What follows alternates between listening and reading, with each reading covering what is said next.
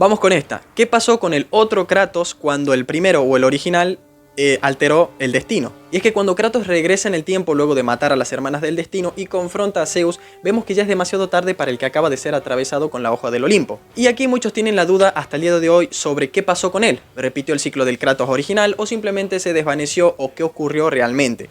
Y justamente esa es la cuestión. Pudo haber sucedido cualquier cosa. Pudo haber hecho el mismo camino que Kratos, pudo morir a manos de otro enemigo o nunca haber llegado a la isla de la creación siquiera. Pudo haber muerto contra el Kraken, no haber podido liberar al Fénix, quedar atrapado en la dimensión fantasma de las hermanas del destino o de que directamente Atlas decidiera no ayudarlo a salir del Tártaro.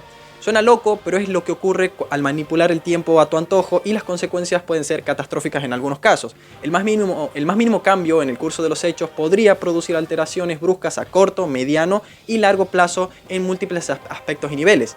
Tomemos en cuenta que Kratos debía morir al inicio de God of War 2, pero fue revivido por Gaia y se dieron un montón de acontecimientos que en un principio nunca debieron ocurrir. Luego Kratos viaja al pasado y finalmente deshace todo el evento que lo inició todo. Semejantes alteraciones eventualmente pueden derivar en que hayamos experimentado una historia totalmente diferente. Sumado a eso, el segundo Kratos todavía estaba vivo cuando aparece el original, y ahí puede verlo parado por un instante antes de morir.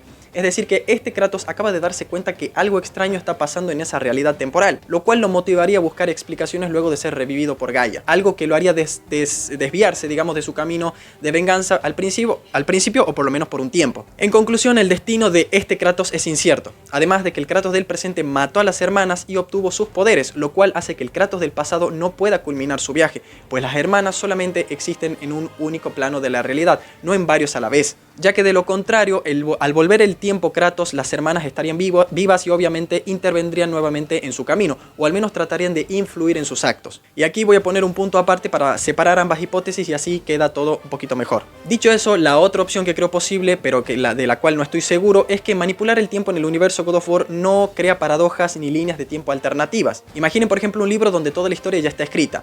Kratos ataca a Rodas, pierde sus poderes divinos al ser traicionado por Zeus y muere atravesado con la espada del Olimpo. Zeus destruye los ejércitos de Esparta y Rodas y se va al Olimpo mientras Kratos muere desangrado en el suelo. Gaia lo revive y escapa del inframundo, ocurren todos los eventos posteriores y finalmente Kratos obtiene el control de los hilos. Y sería justo en este punto cuando Kratos toma posesión del telar, agarra goma de borrar y lápiz y reescribe la historia, dejando todo tal cual está, pero omitiendo la parte donde Zeus pulveriza a espartanos y rodianos y se escapa.